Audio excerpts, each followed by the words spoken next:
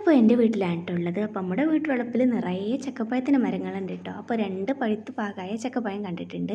അപ്പോൾ മരക്കൊമ്പിലൊന്ന് പറ്റിപ്പിടിച്ച് കയറിയിട്ടുണ്ട് കേട്ടോ. അപ്പോൾ അതൊന്ന് പറിക്കാൻ വേണ്ടി ശ്രമിക്കുകയാണ്. അപ്പോൾ അതൊന്ന് പറിച്ചപ്പോഴേക്കും കയ്യിലൊന്ന് ഊരി പോന്നിട്ടുണ്ട് കേട്ടോ. അത് നന്നായിട്ട് തന്നെ പഴുത്തിട്ടുണ്ടായിരുന്നു. അങ്ങനെ നമ്മുടെ രണ്ടാമത്തെ ചക്കപ്പഴം കൂടെ പറിച്ചെടുക്കാൻ വേണ്ടിയിട്ട് മരക്കൊമ്പിൽ പറ്റി പിടിച്ച് കയറിയിട്ടുണ്ട്. അപ്പോൾ ഇതും നന്നായിട്ട് തന്നെ പഴുത്തിട്ടുണ്ടായിരുന്നു. ഇത് ഞാൻ ശക്തിയായിട്ടൊന്ന് പറിച്ചെടുക്കുന്ന സമയത്ത് അത് താഴോട്ട് വീണിട്ടുണ്ട് കേട്ടോ. അപ്പോൾ അതെടുക്കാൻ വേണ്ടിയിട്ട് ഞാനൊന്ന് മതിലിൻ്റെ അരിയിലേക്കാണ് ട്ടോ വേണ്ടിയിട്ടുള്ളത്.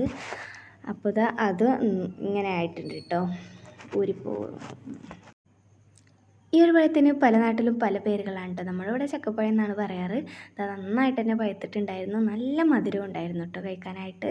അപ്പോൾ രണ്ടും നന്നായിട്ട് മരത്തേന്ന് തന്നെ പാകമായി കിട്ടിയത് കൊണ്ട് തന്നെ നമുക്ക് അപ്പഴേ കഴിക്കാനും കഴിഞ്ഞു. അപ്പോൾ ഈ കൊച്ചു വീഡിയോ ഇഷ്ടപ്പെട്ട സപ്പോർട്ട് ആക്കണേ.